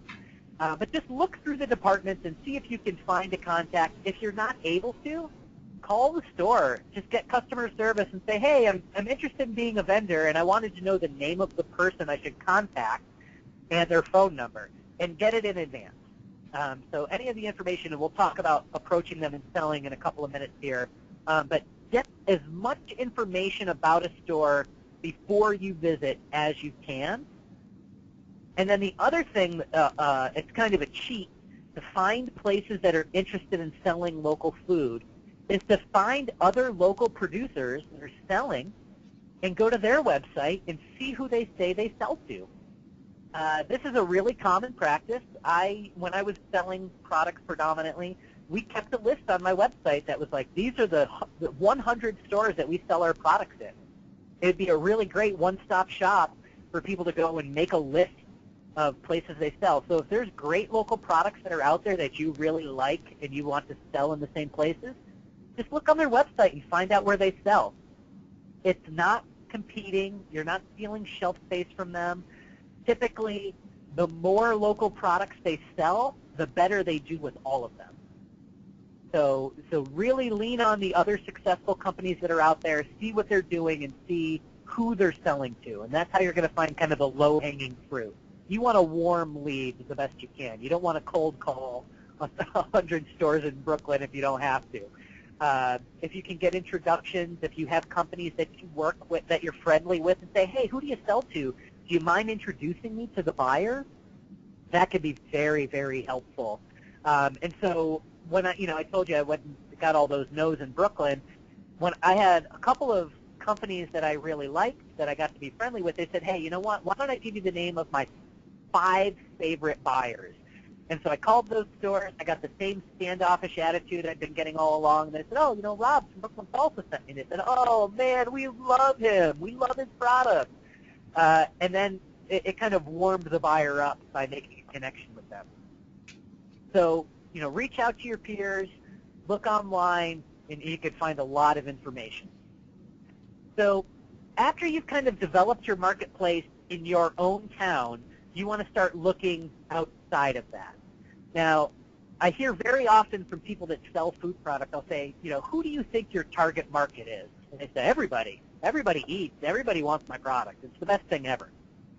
And it is. I know that you guys all have the best product that ever was, but ultimately not every single consumer or every single marketplace is the best one for you. So after you start to, make your mistakes in your hometown at your local farmer's market, you figured out what you need your price point to be, you figured out what your delivery system is, start to look at the greater region and think about places that you can easily drive to for the day. So when I'm looking at a map of Jamestown and Dunkirk, I'm looking at Buffalo, Rochester, Erie, is kind of the next places that I'd be interested in reaching out to. And so the same way that you find stores where you're searching by gourmet, natural, whatever it is, start to look at Buffalo, Rochester, Syracuse. Syracuse might be a little too far for you guys, but it has a well-developed buy local scene there. And then, getting into Ohio, it might be Cleveland. It might be in Pennsylvania. If you're thinking about Pittsburgh, whatever it might be, actually look at a map and draw out where it is that you want to go, where you can deliver comfortably to. That's a big deal, that you can actually get the product there. It's very unlikely that you're going to be able to start and grow a company in only one community. So do as well as you can in the one community and then start to reach out from there. Now, when I was on the Jamestown Farmers Market website, I noticed the market's on Thursday, the farmers market, which leaves you open to do a Saturday market maybe that you have to drive to. So again, Rochester and Syracuse are not very close by, but they have huge farmers markets. Syracuse has a farmers market that every Saturday attracts 20,000 people. So it's competitive, it's big, there's 300 vendors. The Rochester Public Market is similar in size. These are huge farmers markets. And again, by selling at those farmers markets, you may have the opportunity to sell wholesale to some of the other buyers locally there. So think about, take on a town one at a time. Say you're just like, okay, we're going to start in, Buffalo. We've started to build bridges there. We're going to add just Rochester. And you go one by one, and you get as much out of it as you can. and get to as many stores as you can there, and find the ones that work. Buffalo, Rochester, Syracuse, Erie, and Cleveland all have large, well-established natural foods co-ops. So all of those co-ops are interested in buying locally produced food and can also kind of be a good conduit to teach you about what other places are selling there. Again, going onto their website, they might talk about farmers markets and CSA programs. Pittsburgh also has a really great food co-op and natural food scene. So beyond your own town, start to think about that region in a greater way, and then do them one at a time. Do it very methodically. So for the folks that are in the room, is anybody currently selling to a town outside of their own? So maybe you're selling into Buffalo, you're selling into Rochester. Nobody yet? Okay. Well, keep it in mind. You're going to want to be able to grow into that. I always tell people, too, a town where you know people is helpful. So we got some people selling to Buffalo, it looks like. That's great.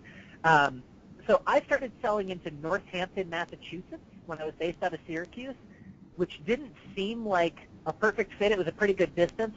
But I had people that I used to work with move to the co-op out there, and I had friends that I could stay with. So it became a good marketplace for me because I had connections there. So I could go and visit the store, talk to somebody I knew, come to the town and talk to people I knew and say, hey, where do you buy food? What kind of stores do you like? And it kind of gave me an in. So as you start, Buffalo is closest to you, but maybe Cleveland is better because you have family there. Whatever it might be, think about your region one step at a time. All right, so now we're going to get down into actually selling your product to people. So this is for accounts, for wholesale accounts. So we're talking about retailers predominantly in this case. Number one, the very first thing that you want to do is make an appointment. And I know it seems very rudimentary to say that, but I worked as a buyer for many years, and I can't count how many times people showed up expecting to meet with me, and I just wasn't able to. Working with 250 vendors could be time-consuming, and so they've made appointments, and somebody shows up, I might be booked for 2 hours. Now, I do have a workaround for this. Now, I used to, if I would go to Brooklyn to make sales calls, I would drive from Syracuse to Brooklyn, and there's a lot of space in between. And I want to be productive as I go. So one of the things I would do is I would make all of my sample kits, my promo kits, in advance.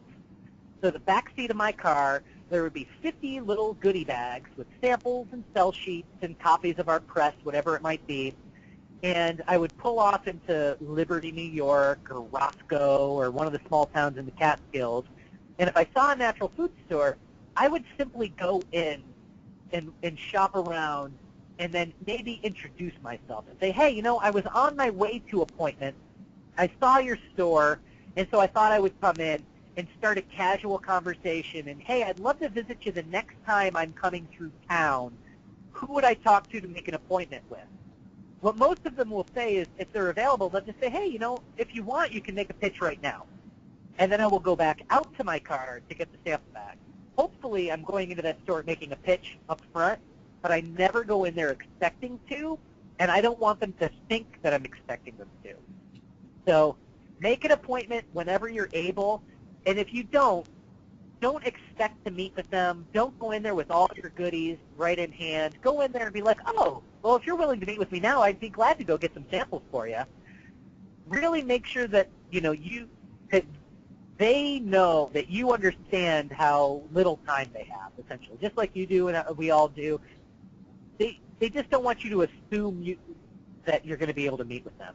So make an appointment. If you're traveling through a region, go in with very low expectations. Oh, I can just leave samples with you. I can give you a call next week.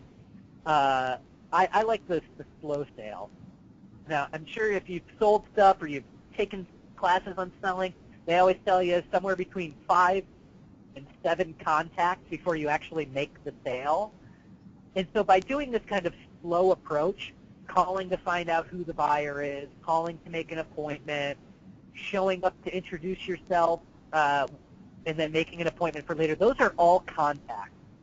So the more of those that you're able to do before you actually meet with them, the more likely you are to sell. So take some time to call in advance, find out who you're meeting with, ask some questions, and and then always follow up after that appointment as well. That's very important. I would meet with people, love their product, have a great experience, and then, a freezer would die, and I would forget everything that we had just talked about 5 minutes later. So always follow up. One of my favorite things to do is just to send a card. That's something my grandma taught me. It's just to say, hey, I wanted to thank you for your time for meeting with me. I really appreciate it. We're a small local business, and all the support we can get really helps. And then follow up with a phone call later to close the deal. But, make contact a lot, starting with making that first appointment. One of the other important aspects of making a good pitch is knowing how your product fits in their store. So if you're selling cookies, know what other cookies they sell and who the competition is. Know what part of the store that it would be displayed in. All of that stuff's going to help you in advance. That can be done if you're traveling to a town and you have never been there before. Show up 15 minutes early and walk around the store. Make sure that you mention knowing something about the store. Oh, I really like this display, or I see you sell this brand. I'm a big fan of theirs, whatever it might be. And then one of the other big things is incentive, pricing incentive. So when we're talking about pricing incentives, there's a few different things that you can do. One of my favorites, and I think that everybody should do it, is introductory pricing. You get a discount on your first order.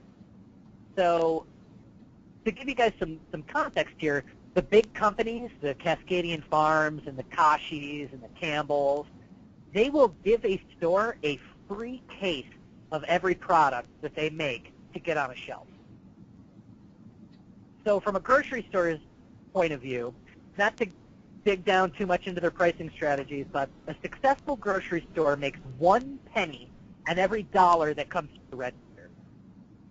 So if someone gives them a case of product and they make all the pennies on every dollar, they're always going to take it. And that's what you guys are up against in the marketplace. Your competition, big box competition, is giving it away to get on the shelf, a full case.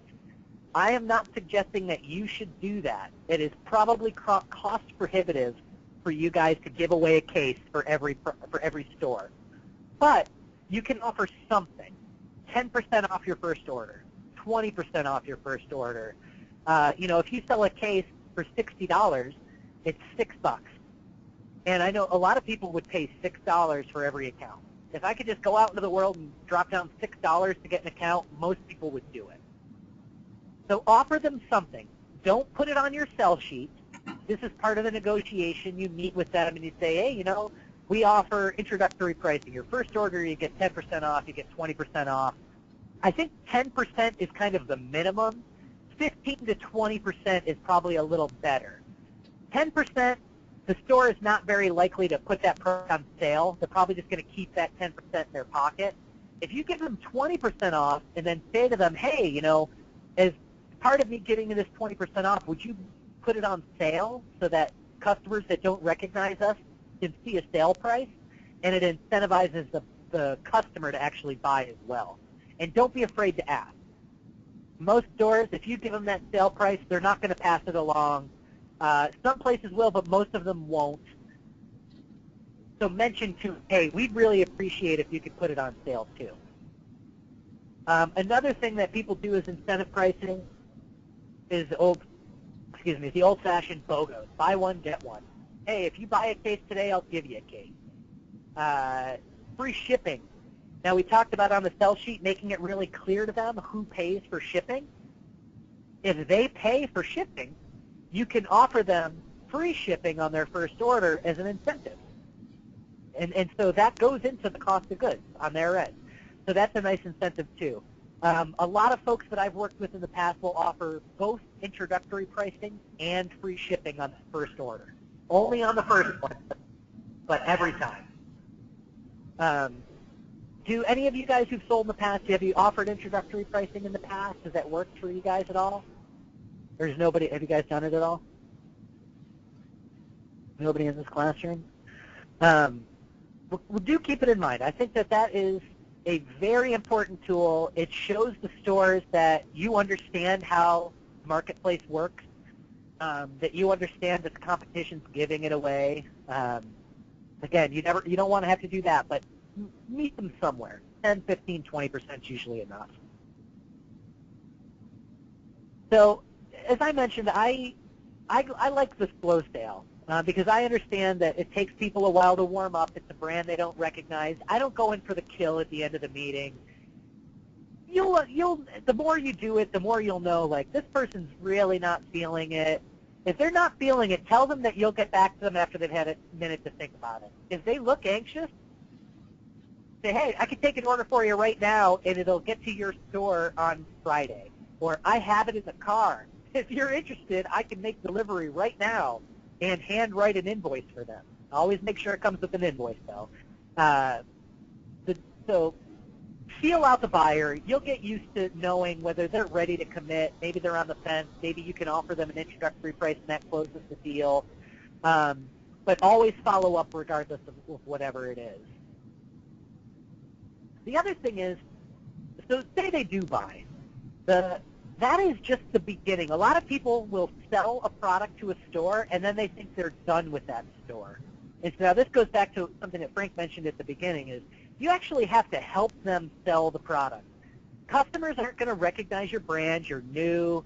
You might be more expensive because you're not, producing at the same scale that the big companies are. So you have to do things to help encourage sales within the store. The very first thing that you should do, and hopefully you'll have the opportunity to do, is to actually do a demo in the store. So customers come in and you feed them. That is a very common practice. It should be something that you're ready and willing to do. It's something that you can hire folks for. I usually tell people, especially at the beginning, do it yourself. So this is something that my company, people have hired us, and this isn't me making a pitch to you guys, I don't do it anymore, but in the past, you could hire our team to do demos. And so we'd send trained people, or myself, I'm trained too, but we'd send some of our staff into stores and we would run the demos. And all of our demo people, if it was a 3-hour demo, which is common for most stores, I committed them to the store for 4 hours.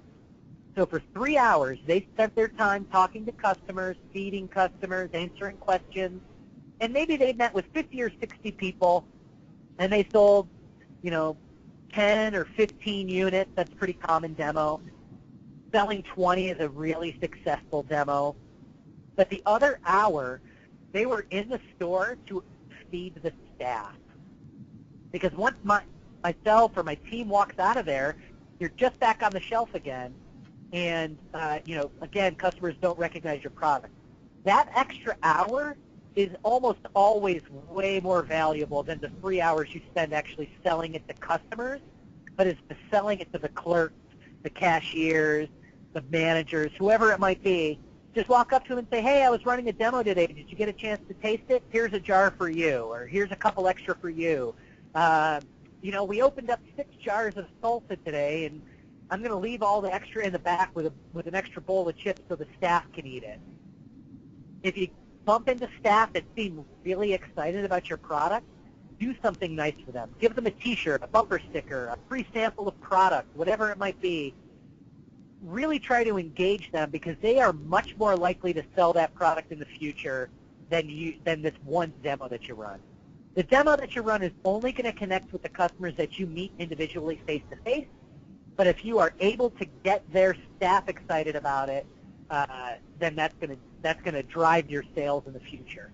Sometimes products will end up in weird places in a store.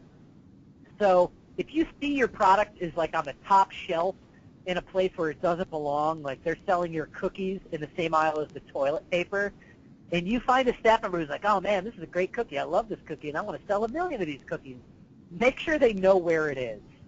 Take them over to it on the shelf or let them know where it is. Just make sure that they have the tools that they need to kind of help that sale along. So in-store demos are great. If you're not able to get to places to do them yourself, they have what they call passive demos. So this is where you send them samples and maybe a little bit of signage. They can put it out under a little podium where people can feed themselves with it.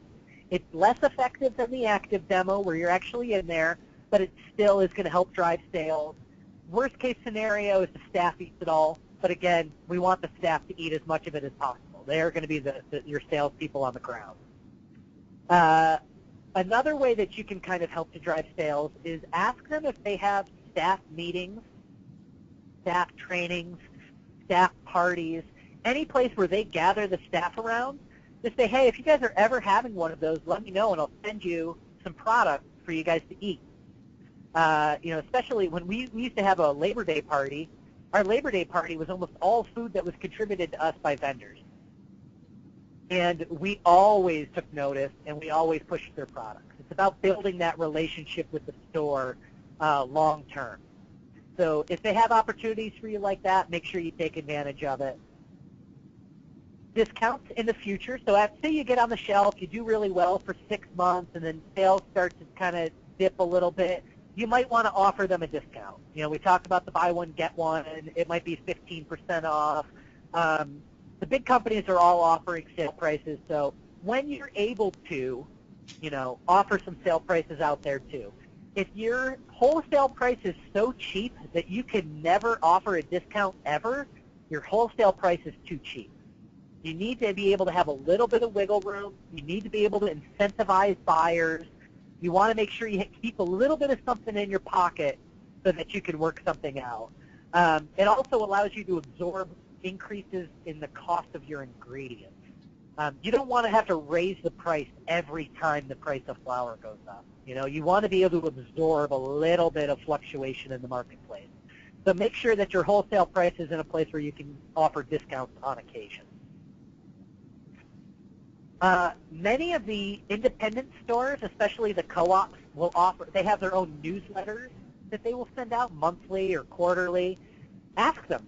Say, hey, do you guys have like a blog or a newsletter? And if they do, ask them if they ever interview local producers.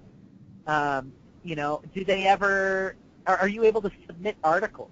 This is something that I didn't expect to be able to do, but we learned as we went. Some of the bigger stores, Healthy Living Natural Foods in Saratoga Springs, Abundance Food Co-op in Rochester, they had these outreach tools that they weren't able to always produce enough content for. And so we would actually submit an article to them about one of the companies we were working with. So it might be about Recess Coffee or Better Brittle or Flower City Pasta, whoever we were working with. We'd actually write something ourselves and then make it available to the stores to use however they wanted. So Recess Coffee, we wrote a little 500-word blog entry for them, and it got picked up in four different stores for their own personal use. And it helped to drive sales for us. It developed a good relationship. They really appreciated that we were able to do that. So think about that as something you might be able to do. It might be something somebody can help you with if you're not, strong or comfortable writing about yourself. But that's something that you can offer to stores once you get on the shelf to, again, help drive sales. Another really important part, and this is, I think, the third time I brought it up now, to have a good long-term relationship is being consistent. So once you're on that shelf, you really want to be able to hold the line on your price point for as long as you can. Now, you shouldn't start losing money, but you want to have a price point that you know you can live with for a year, maybe 2 years if you can help it. So make sure that you're consistent. If you do have to change your price, it's okay. You want to tell people in advance. So one of the things I encourage people to do, and this is about kind of going above and beyond and offering a little better customer service, is we would let people know before, you always got one more chance to buy at the old price. So if we were rolling out a price increase, we would print up a little letter, and it would go out in an order, and it would say, hey, so on the 15th of next month, we have to raise our price. The price of goods went up. You know, you can explain it to them as much as or as little as you want, but just let them know, hey, the price is going up. If you want to order in at that old price, maybe buy a little extra, let us know, and we can do that. So just let them know in advance. Buyers hate when they get an invoice and the price has gone up and they had no idea. They don't mind the price going up. And the price of every single product in that store goes up. They just want to know ahead of time so they can make plans. They don't want to feel like you kept something from them. So just let them know up front. So being consistent with your pricing and being upfront about price changes. Be consistent with your delivery schedule. So if you know you're always going to deliver on Thursdays, always deliver on Thursdays, and then let them know again if there's a change. There's a holiday coming up. We're not delivering on Thursday because it's Thanksgiving. We're going to be delivering on Tuesday that week. Whatever it is, let them know what the change is. Otherwise, be consistent. Being consistent with your product. Don't change the size of the package all the time. Don't change the brand all the time. Once you get into the store, you really want to build off of a consistent product. And then the other thing is the payment terms. You do want to offer something. You're not going to be able to, go about your business all the time with cash on delivery. Most bigger stores want 30-day payment terms. The person that places the order and receives the delivery is typically not the same person who writes the check. So you want to make sure you know who you're going to be getting the payment from, and you want to know up front when they're going to pay. So if 30 days is just simply too far out, 15 days is okay, 10 days is okay, but offer some sort of payment term. That, again, you want to trust that you're going to show some trust in these businesses. A lot of them have been in business for 30 or 40 years, and cash on demand makes it seem like you don't trust that they're going to be in business the next week. So by offering them a little bit of a payment schedule, it's just, again, it's what the other companies are doing. It shows that you understand how the marketplace works, and it shows trust in them. Now, if you give them 10 days to pay and they get to 15, give them a friendly call. Hey, you probably forgot. I just wanted to check in and let you know. I've had stores go 90 days without payment. In extreme circumstances, I have cut people off. It isn't doing you any good to ship 3 or 4 deliveries without payment. You can end up not being able to buy the ingredients you need to make your product. So make sure that you make payment terms that work for you and that you hold people accountable to it in as friendly a way as possible. It's really great to find out who the accountant is, because then you never have to spoil your relationship with the buyer or the person who receives the delivery. You can just take up all your beef without getting paid to the accountant, and you can still have a good relationship with the buyer. So a big piece of selling to people is obviously how great your product is. But as big as that is going to be the relationship that you're able to build with them. You are selling yourself as much as you're selling the product. And that can be an advantage or a disadvantage. Part of the reason that I've worked with some people in the past is because they were simply too ornery and cranky to work directly with stores. They needed somebody in between. So if, I'm not saying any of you are, you all seem very friendly and nice, but if you happen to be somebody who's cranky or has a short fuse, know that in advance that is going to reflect on your product. You might have the best product in the world, but if you're short-tempered with people or you give them attitude, they're not going to do business with you. We had a product, it was our best-selling oil. It was locally produced. We really liked it. It was a cooking oil. And the guy, he got paid 1 day late, and then he threatened one of my staff members. He said he was going to come over there and kick his butt, in nicer terms, if he didn't get payment immediately. Now, the guy that he was talking to had no idea the payment was late. He wasn't the accountant. And we obviously dropped him that day. We put all of his products in the discount bin and never brought it back again. So just make sure that you smile, that you're friendly, and that you're consistent. You could have a terrible product and do really great business based on your personality alone. So make sure that you are selling the retailers the idea of doing business with you as much as you're selling them your product. So we are right up to it. That's everything I had. I'd love to take questions if you got them. We covered a lot of ground today. I know it was really fast. The SCDC has everybody's contact information, so I am going to send this PowerPoint so you actually get to see the slides. Sorry about the mix-up there. It is also going to have my contact information. So if you guys want to hit me up for, you've got a quick question, you're like, I was unclear about this, or I didn't think about it till later, please hit me up, and I'm glad to answer questions as you go. But I'm still here for a few more minutes as long as you guys need, and feel free to pepper me with questions if you've got them. I have a question about exclusivity. Some retailers would like to have exclusive rights to your product, and I see that as a double-edged sword. I mean, on the one hand, you want to be that special, and on the other hand, they're really limiting your region. So I couldn't hear most of it, but the question I heard was you were asking about exclusivity and about stores asking to have exclusive rights to your product. Is that right? Yeah, how have you handled that in the past? I am opposed to it. I have only ever seen it come back to bite people in the butt. So what ends up happening is you offer exclusivity to a store, and then another store comes along, and so what's the region? So they're going to tell you, well, we're exclusive to just this city. They're the only place that's going to sell it. You're not going to sell to any farmers markets. You're not going to sell to any other stores. It doesn't work. And realistically, it doesn't work for them either. In every instance, the more places that sell your product, the more they each sell.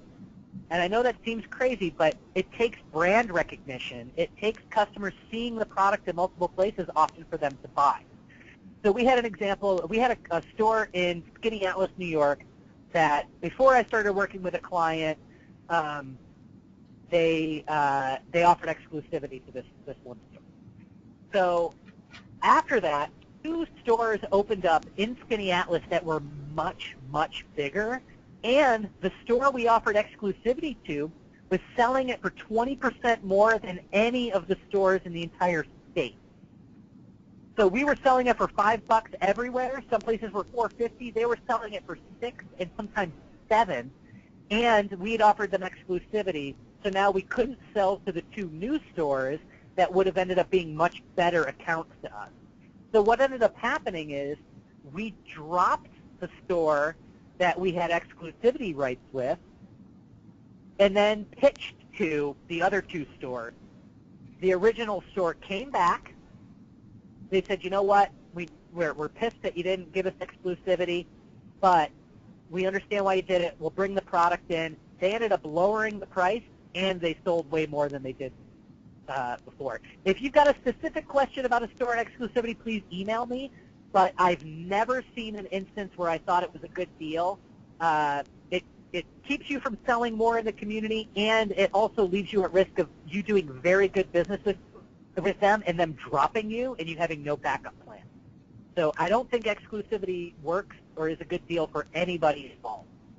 And I got a question plugged in about nutrition labels, and can you sell out of state or online? So nutrition labels are not mandatory if you sell fewer than 100,000 units per year. So it's not mandatory for you to have them by law, but it is a best practice, and many stores will not allow you, or they will not buy a product without nutritional labeling. You should get nutritional labeling. You are not obligated to by law, but the marketplace will bite you if you don't. Get nutritional label on your product. As far as selling out of state or online, if you are a home processor, you cannot have any online presence, and you can't sell out of state. So you have to have a 20C in order to sell out of state and to sell online, and everybody should have nutrition labeling on their product as a best practice. Many, many stores just won't even talk to you without nutrition labeling. Marty, to follow up with the nutrition label, do you have to have the SKU registration for like product scanning? Was the question, do you have to have that? Yeah. Or like, Again, it's not obligated by law. Those labels came out of grocery industry, so they are everywhere. Again, some of the bigger stores won't sell your product if you don't have the UPC code, the UPC label, but you're not obligated to by law. And that one is, it doesn't matter if it's 100,000 units or you can sell any number of units without a UPC label. It's really more about, it's something the stores like. So the bigger stores are going to want you to have that. You can buy them online for 50 or $100. Not mandatory. It is a best practice once you get into retail, same as the nutrition labels. The nutrition label is more pressing than the UPC code, but you should have both. It only hurts you not to have them, and it's to your advantage. It sets the bar. It makes your product look more professional to have both. So you should have them. You're not obligated to, but I would recommend it to everybody. yeah, and Marty, how about like damaged goods or returns or like, spoilage? Is that handled, at the vendor end or the producer end? It's different. Different people do different things. Most places buy product, sell product. If they have loss, it's their own. So they're going to set a price point that takes that into account. So perishable products have a higher markup because the store expects that they're going to lose some. Produce, and that's not exactly the case of milk because that's kind of an outlier, but produce and products that are going to spoil, they usually work into the price that they're going to lose some. Some places will offer, hey, if it goes bad, we'll replace it for you, we'll give you credit. We had a store, so this is what can happen if you do offer that. So we were buying a soy milk when I was a buyer out of Vermont. It was made using Vermont soybeans. It was hand pressed. It was artisan soy milk. It was a great product. People really liked it. It would come in cases of 6, and we would usually sell 8 or 10 before it spoiled. So we'd order 2 cases. Every week I had 2 to 4 that I would take credit on. So every week I was asking to return 4.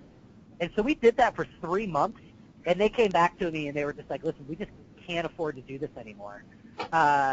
So some people offer it. I don't think it's to your advantage to offer it. If somebody asks, like, hey, we had all this product go bad, will you credit us for it? Do it. But the truth is, if they're not selling a full case of product before it spoils, you probably don't want to do business with them anyway. They're not moving enough to make it worth anybody's while. So I would say, the best practice would be everybody's selling enough that it doesn't go bad. And if you're offering discounts on it, or you're offering a refund on it, it's probably going to hurt you in the end. But damaged product is different. So if product is delivered and it's damaged upon delivery, refund them the money. Give them the money back. I usually will refund them the money and send them a couple extras just to go the extra mile. But damaged product that comes in damaged, always give them just credit their invoice for it. If it's product that went bad on the shelf, they should be selling it faster, and you might not want to do business with them anymore. It's kind of a case-by-case if you want to credit them there. Marty, this is Scott with SBDC again. We're going to give the participants the recipe for selling your food product. I think you helped put this together for the SBDC. Yeah, that was out of the Niagara Falls SBDC. It doesn't cover alternative marketplace as much as some of the traditional marketplace, but the piece of that book that I wrote is actually based on this workshop. So it's a very good complement to the stuff that we talked about today. And then the PowerPoint that I'm going to send along will be a little more in-depth in a couple sections than that part is. But yeah, that's a great complement to the work we did today. Yeah, the book's, a couple years old now, but it does have the part with the nutrition labeling and, home producers and stuff. Yeah, it's got a lot of the nuts and bolts, the regulatory stuff, the 20C processing, how to get a hold of the ag and markets, all of that kind of stuff. And then it does talk a lot about marketplace approach and marketing materials and that kind of stuff. Yeah, that's a great compliment. and it'll work through a lot of the stuff that we did here, and then the other stuff you'll get in the PowerPoint, and you guys can ask me questions as you need to.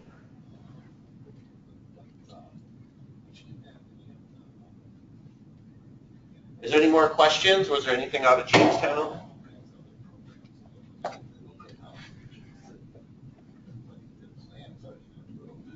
I don't see any more questions popping up from Jamestown on my end, but if you guys have them, please send them along to me. Scott, is it okay if I send the PowerPoint to you and then you get it out to folks? Definitely. Okay. All right. So that's what we'll do. I'll put it together as a PDF so anybody should be able to open it. Yeah, it'll either come as a PDF or a Keynote. Maybe I'll send both, and you can choose which is better for you. Okay. And then we'll go from there. I appreciate you guys all coming in, and I hope this was helpful for you. And I'd love to also, you guys don't also just have to. I did see my dog was behind you guys. I'm glad she was able to entertain some of you guys. But yeah, so you guys don't have to just send questions. You can also send me notes and say, how it's going. Does stuff work for you? Does stuff not work for you? I change this workshop every time I give it, and it's based on, feedback I get from you guys. So if you did something that I recommended and it blew up in your face, please tell me. And if I told you something and it turned out it made you $1 million, also please tell me, because I'd like to take a little credit. Not any money. It's all your money. But, let me know, and I'd be glad to help out and promote what you guys are doing. And then maybe also just a little reminder on the running a farmers market booth on April 8th coming up. Because we kind of try to do these classes as kind of complementary.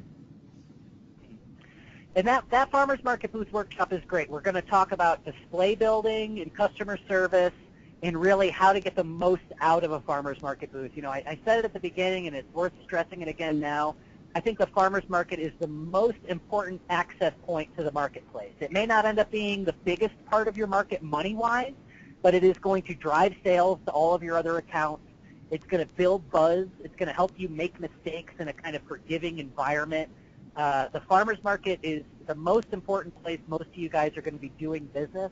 In that workshop, we're going to talk about all the nuts and bolts. We're going to look at good displays, bad displays, how to build them easily and cheaply, as well as really basic customer service stuff maybe you guys didn't think of. I don't think you did, but there's some really easy tips to help engage a customer. We're going to go over that stuff.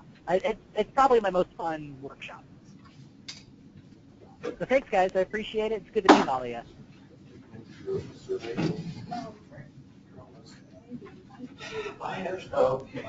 Yeah.